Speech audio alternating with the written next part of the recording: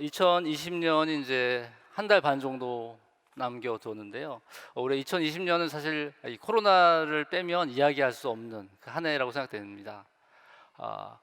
올해 그 한국에서 코로나 확진자가 처음 발생한 날이 언제인지 아시나요? 네, 1월 20일입니다. 제가 정확히 기억하고 있는데요. 어떻게 기억할까요? 그날이 제 생일이거든요. 내 생일날 이렇게 큰일이 발생했을까 돌아보게 됩니다. 또 내년도 미국의 대통령 그 취임하는 날이 또 1월 20일이더라고요. 제 생일에 큰일들이 많이 일어나고 있어서 저를 또 기억해 주시고요. 근데 이 코로나 이후에 이제 공장이 멈추고 또 출근하지 않고 재택근무를 하게 되고 학생들도 집에서 온라인 수업을 하게 되고 이게 모든 것이 멈췄잖아요. 멈추고 굉장히 힘든 그런 시간들을 보내는데 그런 시간을 보내면서 새롭게 발견되는 것들이 있었습니다. 바로 하늘이 맑아지고 공기가 좋아지고 이것이 무슨 일인가? 바로 사람들이 문제였구나 하는 것들을 보게 되죠. 또 이산화탄소 배출량이 전 세계적으로 7%가 감소됐습니다. 굉장히 큰 수치거든요. 근데 이제 이산화탄소가 계속해서 증가하고 있는데 이산화탄소가 이렇게 감소할 때가 언제인지 아신가요? 경제가 침체되고 경제가 위기가 맞을 때마다 그때마다 조금씩 멈춘다고 합니다. 결국 인간이 이 세상 가운데 살아내는 삶의 방식이 이 자연을 파괴하고 환경을 파괴하고 이산화탄소를 배출하게 한다는 것을 절감하게 하는 시기이죠. 특히 더불어함께 교회에서는 이제 8월 달에 박종원 목사님께서 그 위원서 말씀을 통해서 이 기후 변화와 환경의 이 변화 속에서 그 원인들을 얘기하면서 그리스도인으로 어떻게 살아내야 될지에 대한 부분들을 함께 나누셨죠. 또 그 이야기가 말씀을만 끝나는 것이 아니라 지구다 챌린지를 통해서 구체적인 삶의 실천들을 했었고 그것이 또 나들목 동행교회에서 9월 달에 또 10월 달에 나들목 양평교회에서 그것이 이루어지고 있습니다. 제가 그 12월 첫째 주에는 동행교회에 갔었고요. 지난주는 양평교회에 갔었는데 그곳에서 지구다 챌린지가 좀 이어져가는 모습을 보면서 너무나 감사하고 또 자랑스럽습니다. 저희 교회에서도 내년도에 지구다 챌린지를 어떻게 적용할지를 좀 생각해보고 좀 검토하고 있는데요. 이렇게 또 지구다 챌린지가 시작된 곳에 와서 이 말씀을 나눌 수 있어서 너무 감사하고 기쁘네요. 지금 여러분들 삶 속에서 그 지구다 챌린지가 계속 이어지고 있나요? 우리가 그리스도인이 되었을 때 주님을 따라가면서 새로운 결심을 하게 되고 새로운 변화들을 추구하기도 합니다. 하지만 그것을 지속하게 하는 힘은 결국 하나님의 관계 안에서 하나님이 주시는 마음, 하나님이 주시는 그 힘이 있을 때 그걸 지속할 수 있고 그것을 살아낼 수가 있는 것이죠. 오늘의 말씀은 박종원 목사님이 설교했을 때 그 마지막 부분과 좀 연관되어져서 그걸 지속하게 할 수 있는 힘, 하나님으로부터 오는 영성, 그것이 무엇일까? 그것에 대해서 함께 나누고 이야기하고자 합니다. 로마서 말씀 함께 좀 읽겠습니다. 피조물은 하나님의 자녀들이 나타내기를 간절히 기다리고 있습니다. 피조물이 허무에 굴복했지만 그것은 자의로 그렇게 하는 것이 아니라 굴복하게 하신 그분이 그렇게 하실 것입니다. 그러나 소망은 남아 있습니다. 그것은 곧 피조물도 썩어짐의 종살이에서 해방되어서 하나님의 자녀가 누릴 영광된 자유를 얻으리라는 것입니다. 모든 피조물이 이제까지 함께 신음하며 함께 해산의 고통을 겪고 있다는 것을 우리는 압니다. 그뿐만 아니라 첫 열매로서 성령을 받은 우리도 자녀로 삼아 주실 것을 곧 우리 몸을 속량하여 주실 것을 고대하면서 속으로 신음하고 있습니다. 우리는 이 소망으로 구원을 얻었습니다. 눈에 보이는 소망은 소망이 아닙니다. 보이는 것은 누가 바랐겠습니까? 그러나 우리가 보이지 않는 것을 바라면 참으면서 기다려야 합니다. 아멘. 로마서 말씀은 하나님 나라 복음의 구원의 도리를 가장 잘 설명해 주는 그런 말씀이죠. 그래서 저희 언약가족 디딤돌에서도 또 1장부터 8장의 말씀을 구체적으로 나누고 또 공부하고 있습니다. 또 로마서 말씀은 많은 어떤 개혁자들이 삶의 변화들을 이루었던 말씀이기도 하죠. 또 루터가 종교개혁을 일으켰던 말씀도 로마서 말씀입니다. 그 중에서도 8장 말씀은 그 그리스도의 구원의 어떤 은혜와 사랑의 확신, 그 축복이 이렇게 넘쳐나는 그 말씀이에요. 여러분들 가운데서 로마서 8장 말씀 기억하는 게 어떤 말씀이 있으신가요? 8장 15절에는 하나님을 아빠 아버지라 부르게 한다. 종살이의 영이 아니라 아들의 영을 주어서 하나님을 아빠 아버지라 부르게 한다. 그래서 그 말씀이 참 기억이 납니다. 우리 하나님을 아빠라 부를 수 있다니. 또 26절에 우리가 기도할 수 없을 때 성령이 말할 수 없는 탄식으로 우리를 대신해서 기도해 주십니다. 모든 것이 협력하여 손을 이룹니다. 그리스도의 사랑에서 끊을 수 없습니다. 우리가 로마서 8장에서 그 말씀들을 기억하고 우리 삶의 어떤 중요한 인생의 어떤 변화를 주었던 말씀이고 또 그걸 추구하고 계실 것입니다. 하지만 우리가 방금 전에 읽었던 말씀은 우리가 좀 간과하고 지나갈 때가 많이 있는 것 같아요. 말씀 읽다가 이 말씀이 여기 왜 있지? 이렇게 하고 넘어가게 됐던 기억이 있던 것 같습니다. 하지만 그것은 저나 뭐 여러분의 가운데 있는 것이 아니라 오랫동안 신학자들도 그랬어요. 신학자들도 로마서에서 칭의와 구원의 도리들을 발견하고 그것을 신학하고 교리화했지만 사실 이 말씀에 대한 부분은 많이 지나쳐 왔습니다. 그것은 왜 그럴까요? 바로 우리가 인간의 구원, 우리들 인간만의 구원에 더 관심을 가졌던 것이죠. 사람들이 이 본문에 관심을 갖기 시작했던 것은 이 세상으로부터의 질문 때문이었습니다. 환경이 파괴되고 상태가 파괴되면서 사람들은 질문했습니다. 환경 단체에서 그쪽에 관심을 갖던 사람들이 교회에 질문한 것이죠. 교회에서는 이것에 대해서 무엇이라고 얘기하는가? 성경은 이것에 대해서 무엇이라고 얘기하는가? 그 질문에 답하면서 생태신학과 생태영성이라는 것이 생겨나기 시작했습니다. 바로 하나님께서 이 자연을 바라보시는 것, 이 생태를 바라보시는 그 관점은 무엇인가에 대한 그것이 교회 자생적인 것이 아니라 세상의 질문으로부터 나왔다고 하는 것이죠. 어떻게 보면 요나서에서 요나가 잠자고 있을 때 선장이 와서 그들을 깨웠던 것처럼 이 세상의 질문으로부터 생태신학과 생태영성이 나왔습니다. 그래서 저는 이제 지구 챌린지를 하고 또 저 역시도 뭔가 절약하고 물을 절약하는 그런 모습 속에서 이것이 인간만을 위한 것이 아닌가 또 생각하게 됩니다. 우리가 지구다 챌린지를 하고 환경을 보호하려고 하는 것이 내가 잘 살려고 인간이 이것을 회복하고 인간이 여기서 살기 위해서 하는 것은 아닌가? 오히려 이 세상에서는 그런 질문을 할 수 있는 거죠. 너희들 또 그 생태 신학과 생태 영성이 너희들만을 위한 것이 아닌가라는 질문을 할 수도 있는 것 같습니다. 여러분은 어떠신가요? 오늘 본문을 시작하면서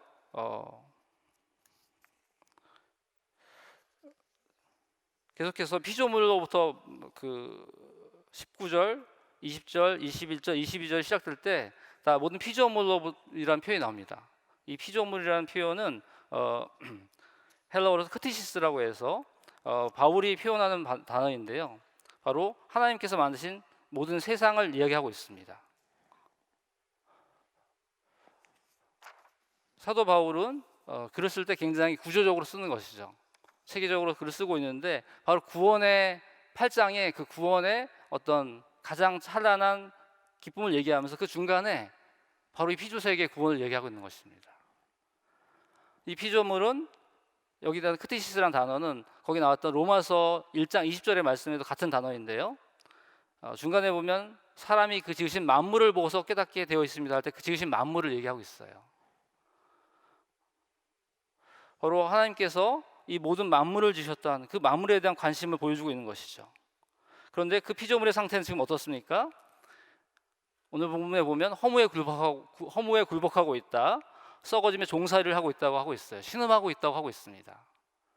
그것은 하나님께서 지으신 그 창조 세계가 지금 우리가 보기도 아름다운데 지금 그 상태에서 그 기능이 왜곡되고 허무에 굴복해 가고 있다는 것입니다.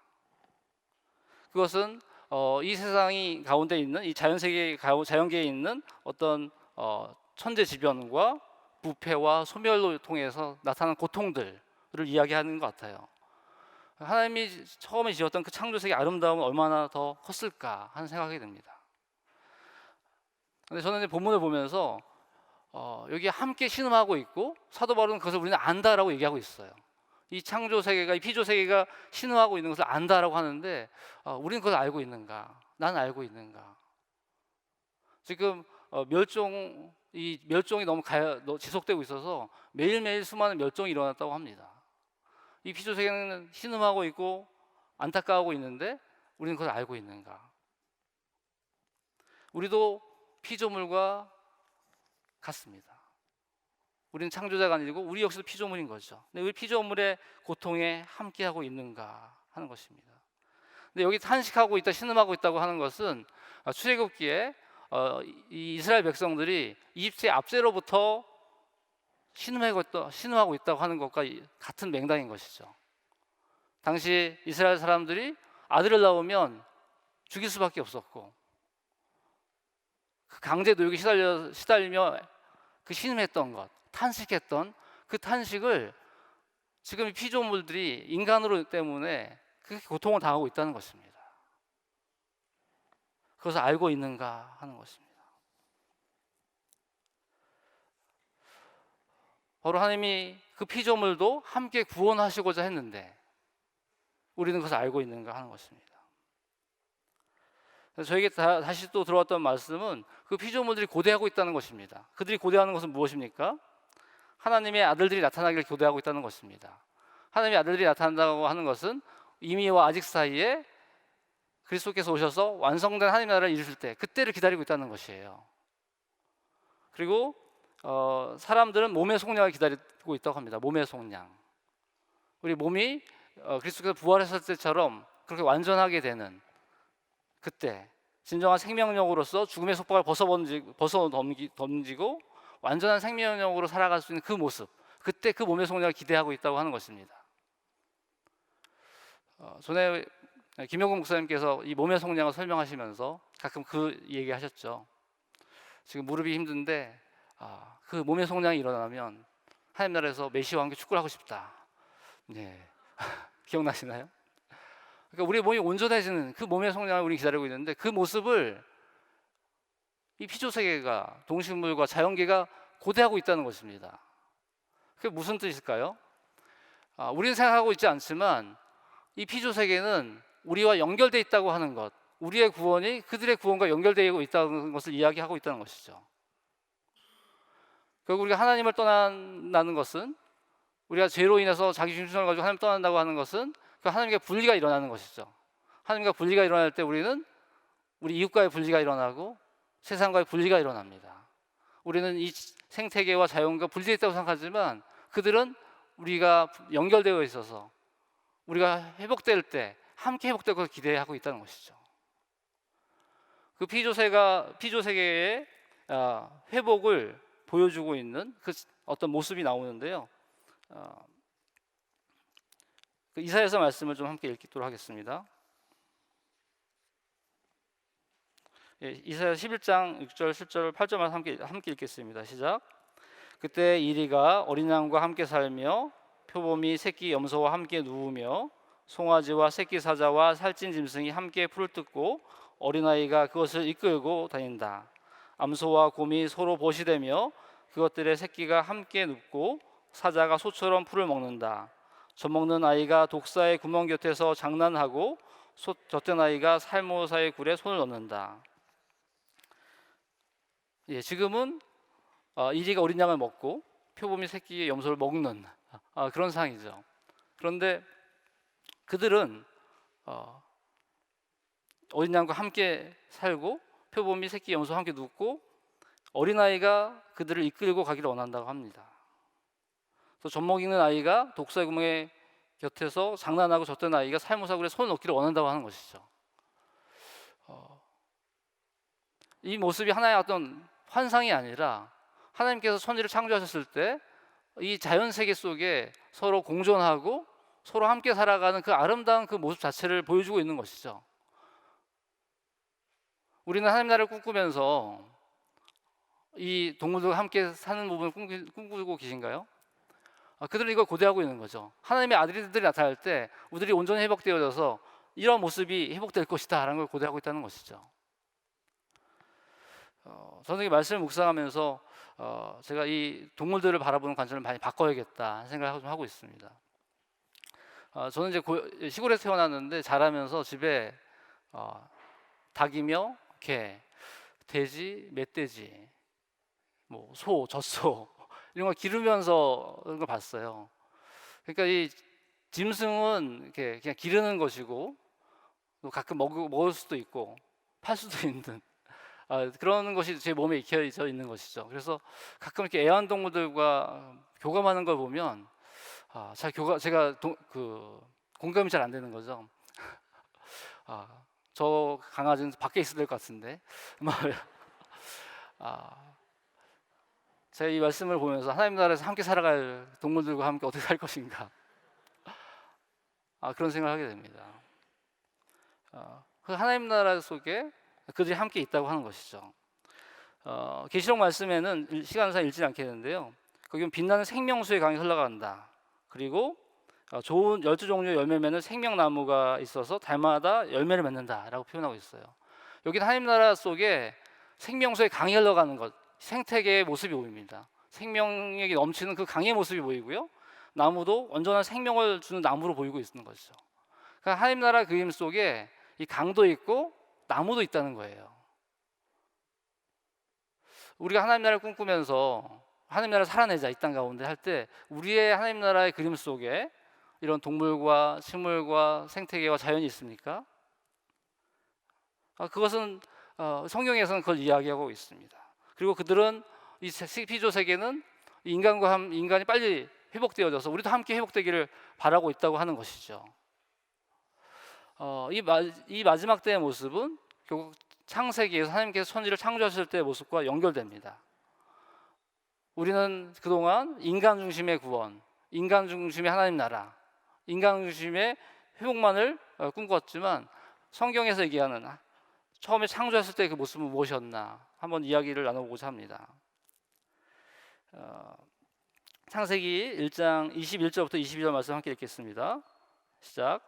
하나님이 커다란 바다 짐승들과 물에서 번성하는 움직이는 모든 생물을 그 종류대로 창조하시고 날개 달린 모든 새를 그 종류대로 창조하셨다.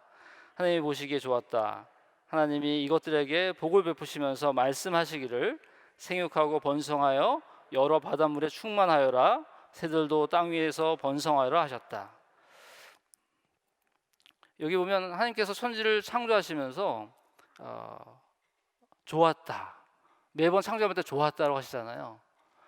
그건 하나님께서 이 창조 세계를 창조할 때 생각하셨던 그 가치, 아름다움이 잘 발현되어 있다는 거예요.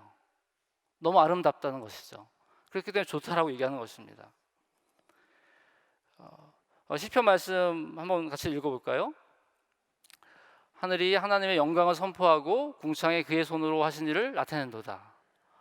그러니까 하나님께서 이 세상을 바라보면서 와 너무 아름답다, 좋다라고 얘기할 때 근데 시편 기자는 하늘과 궁창도 그것을 받아서 하나님이 기뻐하신 걸 받아서 동일하게 그것을 찬양하고 있다는 것입니다. 한번 PPT 사진 잠깐 볼까요? 나무의 모습이죠. 제가 이제 직장을 그만두고 이제 신대원을 준비하면서 종로소상에서 공부할 때 아마 시편 말씀을 묵상했던 것 같아요. 그리고 나와서 이렇게 밖을 바라보고 있는데 나무들이 보이는 거예요. 근데 나무들을 보면서 늘 봤지만 그날 새롭게 느껴졌습니다. 나무들이 다 손을 들고 하나님을 찬양하고 있구나. 나무들은 왜 모두 다 손을 들고 있을까? 그것은 오늘 시편의 말씀처럼 하늘과 궁창이 하나님을 찬양한다고 하는 것, 바로 하나님께서 좋다라고 얘기하셨던 그것에 대해서 이 피조 세계가 반응하고 있다고 하는 것입니다. 그런데 그것을 우리가 무시하고 우리 마음대로 하는 것은 하나님이 아름답다고 하신 것, 하나님의 아름다움에 동참하지 않는 것이죠. 그리고 제가 특별히 발견했던 것은 22절에 복을 베푸신다는 표현이었어요. 제가 성경을 보다가 사람보다 먼저, 만물의 영장인 사람보다 먼저 이 하늘의 새와 물고기들에게 먼저 복을 주시다니 라는 생각을 하게 됐어요. 하늘의 새와 인간에게 먼저 복을 주기 전에 새와 물고기들에게 복을 주시면서 생육하고 번성하라고 했습니다. 사람들에게 생각과 번성하라고 말씀하기 전에 이미 그들에게 해주셨던 것이죠. 그러한 맥락에서 창세기 1장 28절을 보도록 하겠습니다. 함께 읽겠습니다. 시작. 하나님이 그들에게 복을 베푸셨다. 하나님이 그들에게 말씀하시기를 생육하고 번성하여 땅에 충만하여라. 땅을 정복하여라. 바다의 고기와 공중의 새와 땅 위에 살아 움직이는 모든 생물을 다스려라 하셨다. 사실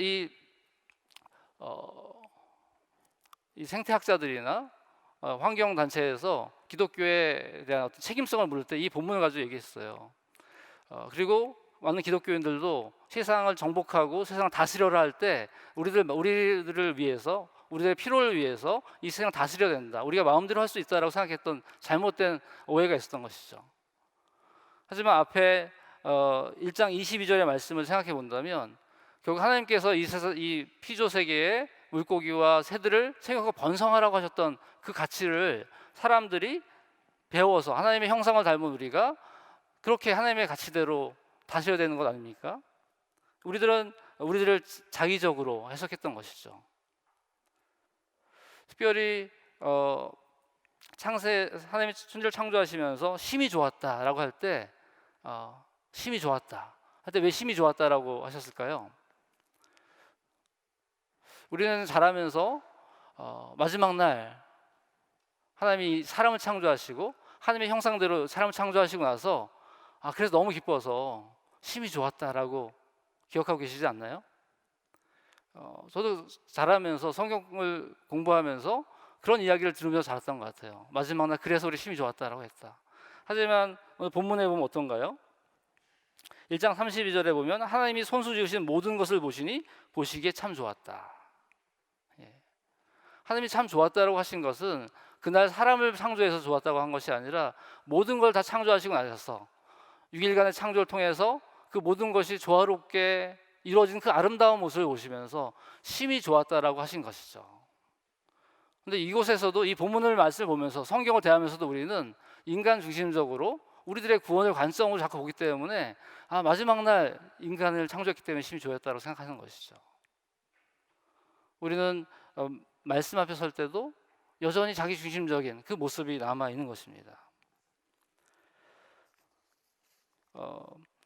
1장 28절에 어떤 문화 명령이라고 하는데요. 그 문화 명령에 대한 부분을 2장 15절에서 다른 표현을 하고 있습니다. 그 말씀을 한번 같이 읽겠습니다. 시작. 여호와 하나님이 그 사람을 이끌어 에덴 동산에 두어 그것을 경작하며 지키게 하셨다. 여기 이제 경작한다는 표현은 이제 일하다, 섬기다라는 표현이 있어요. 앞에 이제 다스리다는 말과 연결되겠죠. 하나님께서 창조하신 것을 사람들이 잘 섬기라는 것입니다.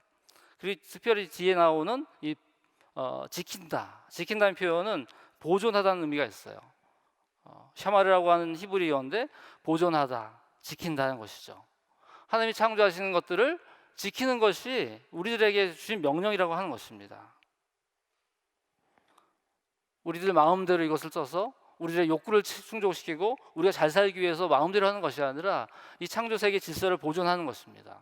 결국 하나님이 우리 주신 이 청지기적인 사명 속에는 이 자연세계를 보존하고 있는, 보존하라고 하는 것이 포함되어 있다고 하는 것이죠. 그래서 하나님이 만드신 것들을 좋다, 아름답다라고 하는 것에 함께 누리면서 그 아름다움의 가치들을 누려가는 것이죠. 우리가 가지고 있는 청지기적인 의식과 삶 속에 이 생태계를 보존하는 것, 그것이 포함되어 있나요? 하나님께서 이 사람과 이 동식물들을 어떻게 보시는지 그 창세기 9장 말씀과 시편 말씀을 통해서 좀 함께 나누고자 하는데요. 창세기 9장 9절을 함께 9장 9절 10절을 함께 읽겠습니다. 시작. 이제 내가 너희와 너희 뒤에 오는 자손에게 직접 언약을 세운다. 너희와 함께 있는 살아 숨쉬는 모든 생물, 곧 너와 함께 방주에서 나온 새와 집짐승과 모든 들짐승에게도 내가 언약을 세운다. 잘 아신 것처럼 노아의 방주는 바로 인간의 타락으로 인해서 심판이 일어났을 때 방주로 통해서 구원을 받은 거잖아요. 근데 그 구원의 방주에는 사람만 들어간 것이 아닙니다. 수많은 동물들이 암수 한 쌍씩 들어가 있는 것이죠. 그 구원의 방주 안에도 인간만 있는 것이 아니라 그 그곳에 동행물들이 들어가 있는 것입니다. 그리고 그것을 홍수가 끝나고 나서 노아의 언약을 맺을 때 9장 9절에 보면 언약을 맺을 때 10절에 보면 함께 있는 살아있는 숨쉬는 모든 생물과 함께 언약을 맺어요. 인간과 함께만 무지개 언약을 맺은 것이 아니라 모든 생물과 함께 언약을 맺습니다. 근데 우리는 이 노아의 언약을 생각할 때도 모든 생물과 함께 언약을 맺었다고 생각하지 않아요. 우리가 명명한 것도 그렇죠. 노아 언약, 노아와 사람에게 맺은 언약만 생각합니다. 그리고 시편의 36편 6절에 보면 다윗은 그렇게 고백하고 있습니다. 뒷부분에 보면 주님은 사람과 짐승을 똑같이 돌보십니다. 사람과 짐승을 똑같이 돌보고 계신 거고 똑같이 그 홍수로부터 구원해 가고 계시다고 하는 것이죠. 그러면서 시편 36편 앞절에 보면 이렇습니다. 주님의 의로우심과 우람한 산줄기와 같고 주님의 공평하심은 깊고 깊은 심연과도 같습니다. 동물과 사람과 짐승을 함께 똑같이 돌보는 것이 주님의 의로우심이고 주님의 공평하심이라고 이야기하고 있는 거예요. 우리는 이 의로우심과 공평함을 얘기할 때 강한 자가 약한 자를 압제할 때 그것은 공평하지 않다. 그거 분노하잖아요. 우리 촛불혁명도 어떻게 보면 그러한 분노로부터 일어나는 거 아닙니까? 근데 그 공평 속에 사람과 짐승에게 있어서도 하나님은 공평함을 요청하신다고 하는 것입니다.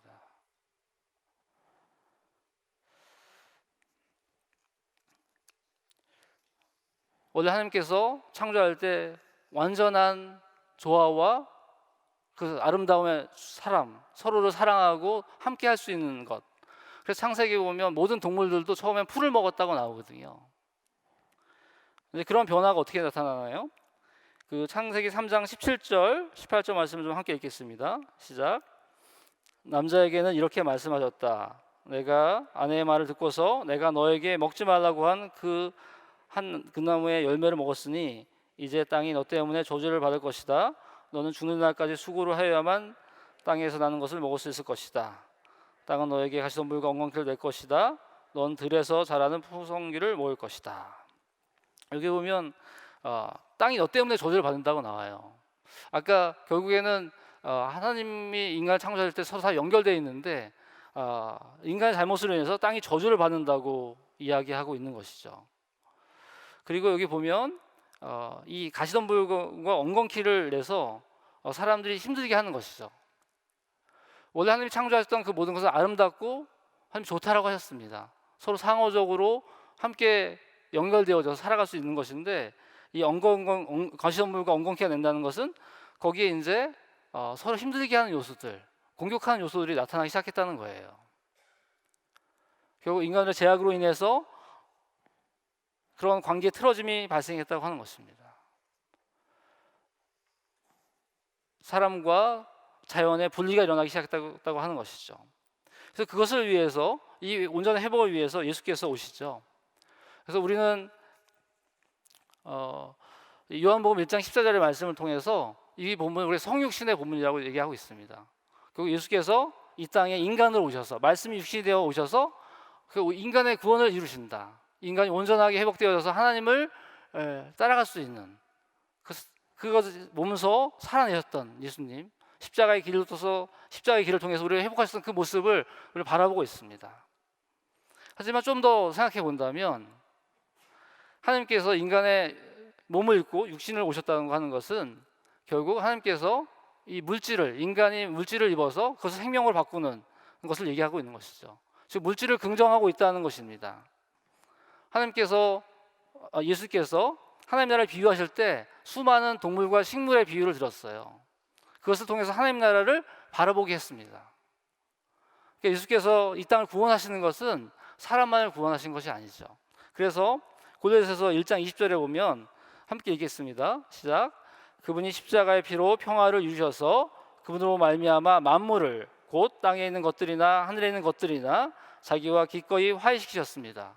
결국 예수께서 이 땅에 성육신하신 것은 예수 그리스도께서 사람만을 구원하는 것이 아니라 이 물질 세계, 자연 세계 이 전체를 회복하신다는 것이죠. 우리는 고린도서 1장 20절을 보면서 만물을 화해시켰다라고 할 때 이 자연 세계와도 화해시키는 것을 생각하고 있나요? 결국 하나님께서 죄로 인해서 분리되었던 사람과의 관계를 예수님을 통해서 다시 회복하시고, 사람과 사람과의 분리를 예수 그리스도를 통해서 화해시키시고, 사람과 자연의 관계의 분리를 예수를 통해서 다시 연결시켜주는, 그것을 이야기하시는 것이죠. 우리는 지금까지 본문들을 보면서 우리 인간의 구원과 화해만 생각했지 정말 그 동물과 생태계와 자연을 생각하셨나요? 이 만물, 우리의 생각 속에는 계속해서 인간 중심적인 구원과 상황 속에 머물러 있다고 하는 것입니다. 그런데 주님께서는 그 만물을 회복하는 것들을 누구에게 맡기셨나요? 바로 교회에게 맡기셨다고 하는 것이죠. 에베소 1장 23절을 함께 읽겠습니다. 시작. 교회는 그리스도의 몸이요 만물 안에서 만물을 충만케 하시는 분의 충만함입니다. 이 만물, 우리가 만물 충만케 할 때 우리는 무엇을 생각하셨나요? 저희가 가정교회에서 전에 나눌 때 그런 얘기를 했던 것 같아요.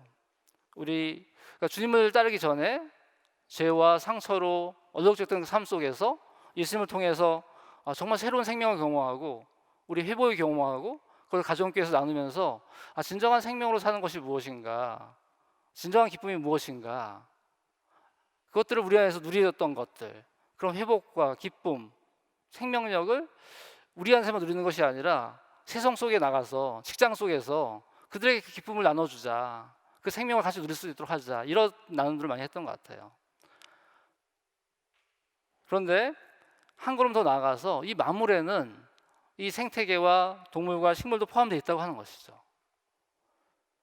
오늘 좀 약간 많은 본문을 좀 다뤘는데요, 그 본문을 통해서 우리가 그동안 얼마나 인간 중심적인 구원과 인간 중심적인 하나님 나라에 우리가 갇혀 있었나 하는 부분을 좀 다루기 위해서 많은 본문을 다뤘습니다.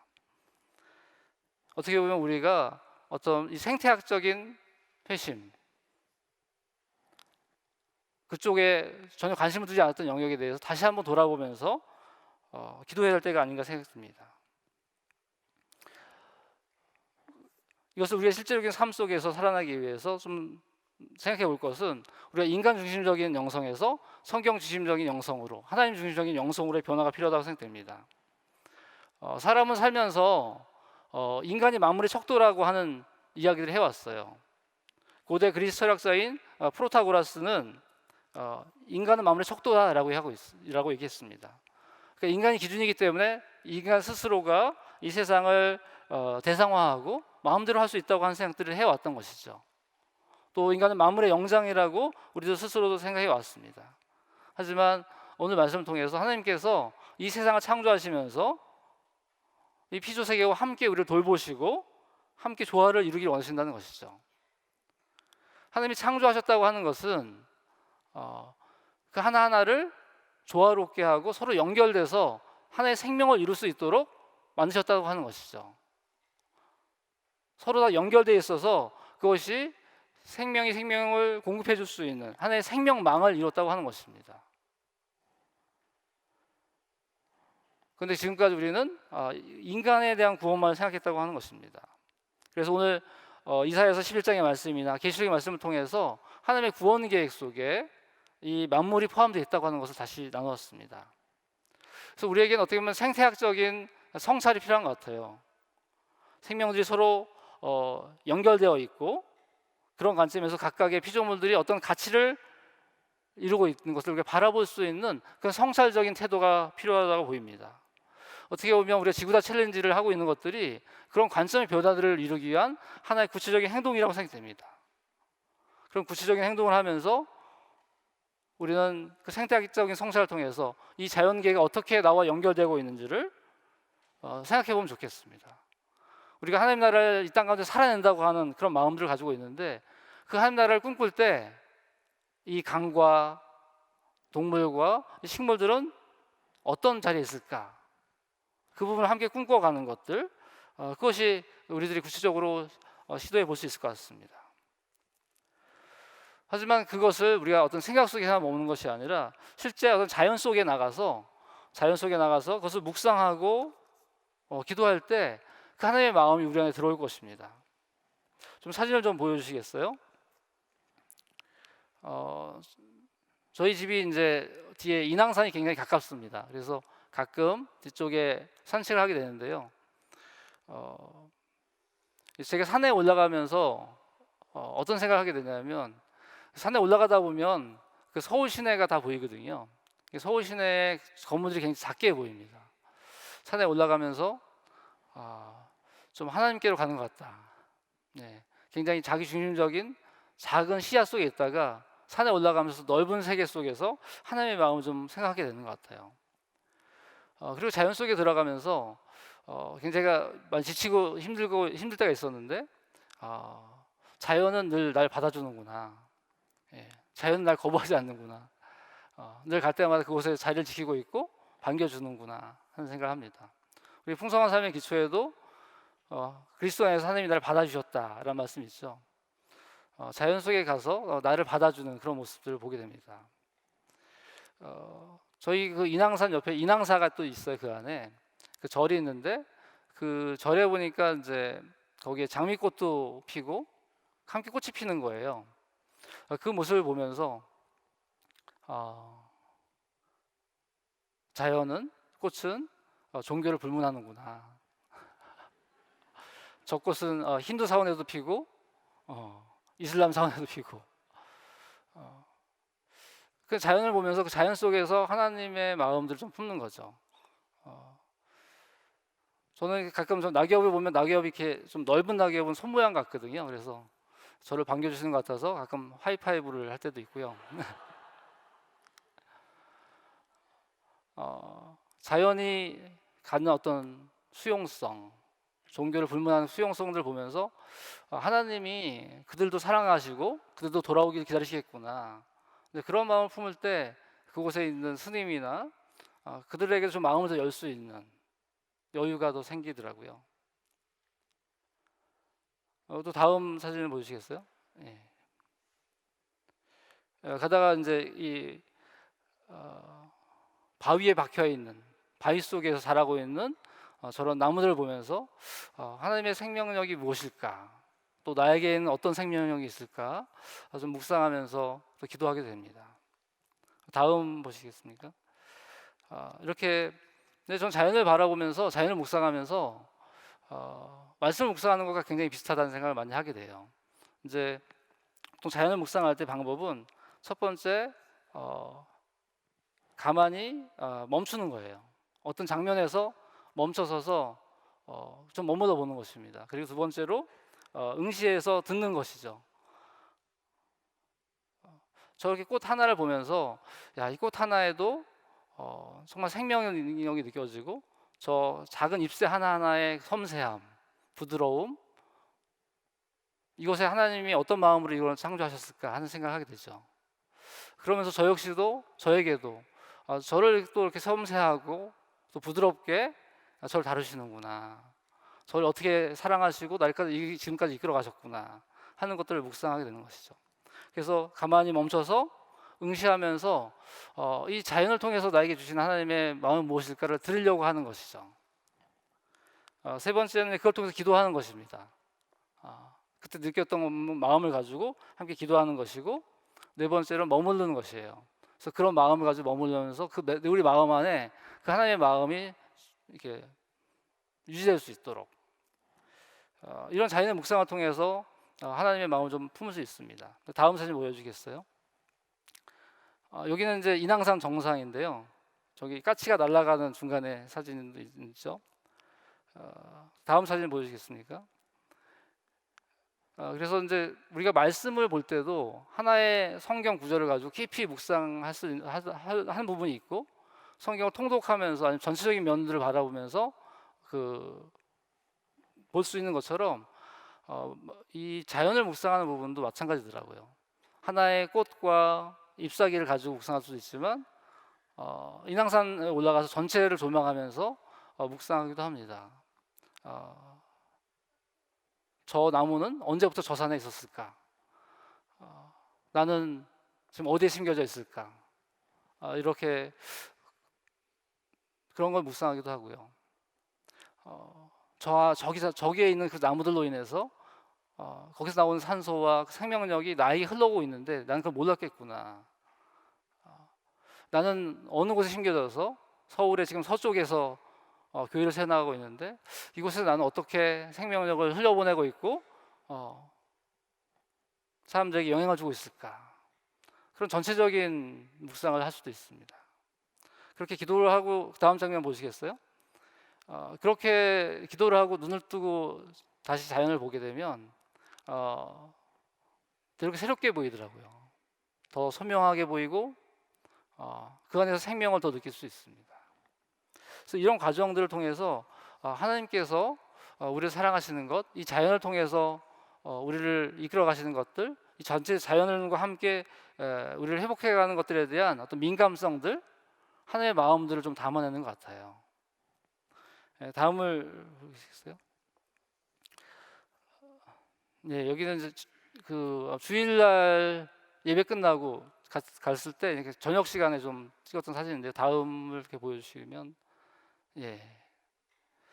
그래서 이 자연 속에서 이 낙조를 보면서 지금 해가 떨어지는 상태거든요.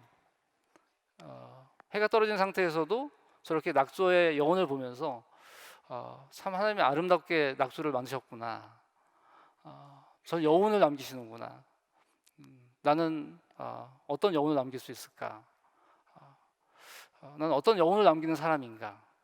내가 이렇게 사역을 마무리했을 때, 내 인생을 마무리해갈 때, 이 자리를 떠날 때 어떤 여운을 남길까? 나의 여운은 하나님이 원하시는 그것은 무엇일까? 이제 그런 묵상을 합니다. 다음 보여주시겠어요? 다음 보십시오.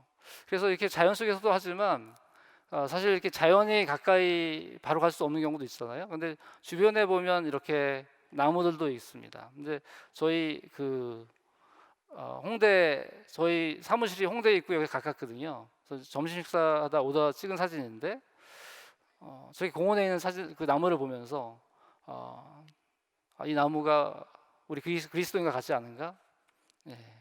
도심의 한복판에서 저기서 이렇게 생명을 흘려보내고 있는 나무들처럼 나도 이 도심 한복판에서 하나님의 생명을 흘려보내고 있겠구나. 저 나무와 동질감을 느끼기도 하고요. 우리가 사실 주변에 굉장히 많은 자연과 함께 있습니다. 그래서 멀리 나가지 않더라도 그들과 함께 꿈꾸고 기도하고 묵상할 수 있습니다. 다음 보여주시겠습니까? 이 부분은 이제 저희 집 근처에 있는데요. 그래서 제가 가끔 좀 출근을 일찍 할 때 잠깐 들려서 이제 묵상하는 장소입니다. 그래서 좀 자연 속에서 아침에 읽었던 말씀을 가지고 기도하기도 하고 다시 한번 자연을 느끼고 하나님 앞에서 이런 마음으로 오늘 하루 살 것을 좀 기도하고 출발을 하기도 하죠. 우리가 삶 속에서 여러분이 가지고 있는 삶 속에서 또 개인적으로나 가정교회에서 함께 이런 자연 속에 나가서 자연을 묵상하면서 하나님께서 이 자연을 창조하셨던 우리를 창조하셨던 그 마음들을 좀 마음속에 담아보는 것들 그런 것이 있을 때 그 마음이 우리 계속 지구자 챌린지를 하거나 생태적인 삶을 살아갈 수 있는 큰 힘이 될 것입니다. 그리고 그런 마음을 담아서 뭐 한편의 작은 시를 쓸 수도 있고 기도문을 만들 수 있겠죠. 다음 보여주시겠습니까? 이 시는 이현주 목사님이 지은 시인데요. 좀 함께 좀 읽어보겠습니다. 시작. 사람이 없어도 나무는 열매를 맺는다. 나무가 없으면 사람은 숨을 못 쉰다. 그래도 사람이 나무보다 크냐? 사람이 없어도 강은 유유히 흐른다. 강물이 없으면 사람은 목말라 죽는다. 그래도 사람이 강보다 크냐? 좀 여러 가지 생각을 하게 하는 시이죠. 아마 이 나무와 이 강을 보면서 이현주 목사님이 묵상했던 내용을 시로 적은 것입니다. 여러분들도 개인적으로나 가정교회에서 함께 자연에 가서 묵상하시고 뭐 이런 작은 글들을 적어서 함께 나눠보시는 것도 우리가 하나님의 마음으로 자연을 바라보고 생태를 바라볼 수 있는 것들을 길러낼 수 있는 좋은 길이 아닌가 생각됩니다. 마지막으로 우리가 새로운 문명을 준비했으면 좋겠습니다. 제가 신대원에 들어갔을 때 신대원 때 기억에 그때 생태 문명과 생태 영성이라는 얘기를 처음 들었어요. 굉장히 생소했습니다. 지금보다 10여 년 전인데 지금보다 환경이 좋았었죠. 하지만 아까 말씀드린 것처럼 이 자연의 파괴가 일어날 때부터 사람들은 생태에 대한 문명의 어떤 관심을 갖고 그런 시도를 하고 알아보기 시작했던 것이죠. 근데 지구가 이렇게 막 파괴되는 어떤 중요한 요소가 어떻게 보면 산업혁명 이후에 급격하게 변화가 일어나는 건데요. 다음 표를 한번 보여주시겠습니까? 이게 이제 인구의 성장과 인구의 증가와 그다음에 이산화탄소 배출량의 증가인데 거의 인구의 증가와 비슷하게 올라가지 않나요? 근데 저게 비슷하게 올라가는 저 시점에 바로 산업혁명이 있습니다. 산업혁명을 통해서 급속도로 많은 생산량의 증가를 통해서 사람들이 증가하는데 그거와 함께 이산화탄소도 배출되고 있다는 것이죠. 근데 저런 어떤 산업의 문명들, 이런 문명들이 일어나는데 중요한 어떤 가치가 있는데 두 가지 관점이 있다고 합니다. 첫 번째는 자연을 경쟁 관계로 보는 거죠. 적자 생존이라는 그런 생각을 가지고 자연 속에서 경쟁을 통해서 승리하는 사람이 이겨낼 수 있다고 하는 것. 그렇기 때문에 그 자연의 환경들을 우리가 승자하기 때문에 마음대로 사용할 수 있다고 하는 그런 경쟁 관계를 보는 것이 문제라고 하는 것이죠. 그래서 이 자원을 활용해서 우리가 부를 축적하고 우리의 욕구를 축적하는 것이 정당하다고 생각하는 것. 어떻게 보면 아까 얘기했던 인간 중심적인 것과 너무 닮아 있습니다. 그래서 이 자원을 굉장히 소비하고 있는데 이런 소비를 위해서는 지구가 몇 개가 필요할까요? 지구가 5개가 필요하다라고 합니다. 지금 어떻게 보면 초과되어 있는 거죠. 수많은 소비가 일어나고 있습니다. 두 번째는 이 산업혁명, 이 문명을 발전시키는 것, 산업혁명만이 기술의 발달만이 그것이 인간을 유토피아로 만들어줄 것이다라고 하는 생각인 거죠. 우리가 기술을 열심히 발전시키고 산업을 발전시키면 우리가 행복하게 될 것이라고 하는 생각, 이 생각을 여기 지금의 운명을 이뤄냈다고 하는 것이죠. 하지만 잘 아는 것처럼 그것이 계속 이산화탄소 배출량을 이뤄내고 기후 변화를 촉발시키고 있고 이 코로나와 같은 일들이 일어나고 있는 것입니다. 여기에 새로운 문명이라는 것은 무엇일까요? 우리가 지난 황우사 사태에도 발견됐지만 그 어떤 기술의 발전과 과학의 발전이 거기에 진정한 윤리의식이 들어가지 않고 거기 정말 생명을 살리고 전체 생태를 바라보는 관점이 없다면 인간은 더욱더 파멸의 길로 갈 수밖에 없다고 하는 것이죠. 결국 우리가 산업을 발전시키고 문화를 발전시키고 문명을 발전시키는 그 가운데 생태학적인 성찰이 들어가야 된다는 것이죠. 우리가 다 서로 연결되어 있고 생명이 연결되어 있어서 그것들을 함께 바라보는 관점 속에서 새로운 기술과 새로운 문명과 새로운 문화들을 만들어 나가는 것, 그것이 어떻게 보면 교회로부터 그리스도의 복음으로부터 시작되어야 된다고 하는 것입니다. 결국 이 생태의 문제는 오늘 함께 나누는 것처럼 어떤 환경운동가들의 이야기가 아니라 신앙의 문제라고 하는 것이죠. 하나님의 관점에서 하나님의 마음을 가지고 세상을 바라볼 때 가능하다고 하는 것입니다. 우리는 미중의 상황 속에 있습니다. 정말 올해 전혀 경험해보지 못했던 삶들을 경험하고 힘들어하고 있습니다. 하지만 이 코로나의 상황은 하나님이 우리에게 주시는 어떤 마지막 경고와도 같은 아니면 마지막 기회와도 같은 것이죠. 이것을 통해서 우리는 생태학적인 성찰을 하게 된 계기가 됐던 것입니다. 우리의 삶을 돌아보고 이렇게 자꾸 살아가면 계속 코로나는 발생할 것이고 이산화탄소는 증가할 것이고 이런 성찰들을 하게 됐습니다. 이 성찰 속에서 우리는 새로운 시작을 해야 될 것입니다. 우리 하나님 나라의 꿈속에 자연과 생태, 동물과 식물을 포함해서 기도하고 꿈꿉시다. 우리가 자연 속에 들어가서 하나님의 말씀을 묵상하면서 자연 속에서 하나님을 묵상하면서 그 마음을 우리한테 간직할 때 이 자연에 대한 감수성들, 생태에 대한 감수성이 생길 것입니다. 또 그 마음으로 살아낼 수 있을 것입니다. 그리고 우리의 일상 속에서, 우리의 경제 생활 속에서, 우리의 문화 생활 속에서 생태학적인 성찰을 통해서 새로운 것들을 발견해가고 꿈꿨으면 좋겠습니다. 우리가 이런 삶을 살아가는 것이 지금 한국교회 거리 두고 싶어하는 단체가 된, 거리 두고 싶어하는 곳이 된 이 교회가 어떻게 보면 이 세상과 다시 한번 다리를 놓을 수 있는 길이 되지 않을까 생각이 됩니다. 많은 생태 운동을 하고 있는 청소년들, 젊은이들이 있습니다. 그들과 함께 연대할 수가 있을 것입니다. 우리가 먼저, 교회가 먼저 이 생태학적인 관점을 가지고 살아갈 때 지역사회와 연계될 수 있을 것입니다. 우리의 작은 변화들이 다시 한번 한국교회가 세상과 소통하고 새로운 문명을 시도할 수 있는, 그걸 시도할 수 있는 그런 교회가 됐으면 좋겠습니다. 이렇게 말씀을 생각하면서 1분간 침묵하도록 하겠습니다.